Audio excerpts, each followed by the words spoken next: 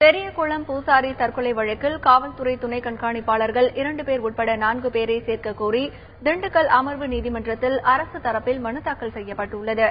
தேனி மாவட்டம் டி கள்ளிப்பட்டியைச் சேர்ந்த கோவில் பூசாரியான நாகமுத்து கடந்த 2012ஆம் ஆண்டு தற்கொலை செய்து கொண்டார். இது தொடர்பான வழக்கின் விசாரணை திண்டுக்கல் அமர்வு நீதிமன்றத்தில் நடைபெற்று வருகிறது. நீதிபதி பூர்ணிமா முன்னிலையில் இன்று இந்த வழக்கு விசாரணைக்கு வந்தபோது வழக்கில் குற்றம் சாட்டப்பட்டுள்ள பெரியகுளம் நகரசபை தலைவர் ஓ ராஜா உள்ளிட்ட 7 பேர் ஆஜரானார்கள். அப்போது அரசு தரப்பு வழக்கறிஞர் மனு ஒன்றை தாக்கல் செய்தார். அதில் இந்த வழக்கை நீர்த்துப் போகச் செய்யும் வகையில் சாட்சிகள் தயார் செய்யப்பட்டுள்ளதாகவும் சம்பவம் நடந்த காலத்தில் பணியில் இருந்த காவல்துறை துணை கண்காணிப்பாளர் உமா மகேஸ்வரி உள்ளிட்ட 4 பேரையும் வழக்கில் சேர்த்து விசாரணை நடத்த வேண்டும் என்றும் வலியுறுத்தப்பட்டது. இதனை ஏற்றுக்கொண்ட நீதிபதி வழக்கின் விசாரணையை 30ஆம் தேதிக்கு ஒத்திவைத்து உத்தரவிட்டார்.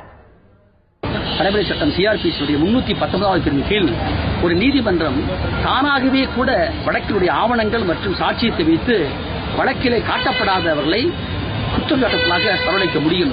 இந்த வழக்கிலே குற்ற சாட்சிகளாக காட்டப்பட்டிருக்கிற மேற்படி 4 காவல்துறை அதிகாரிகள் ராஜாவுக்கு ஆதரவாக அவரோடு உடந்தையாக ஒன்று சேர்ந்து செயல்பட்டுத்தான் இந்த வழக்கில் செயல்பட்டிருக்கிறார்கள். அதுவும் நாகமுத்துரை தற்கொலைக்கு காரணம்.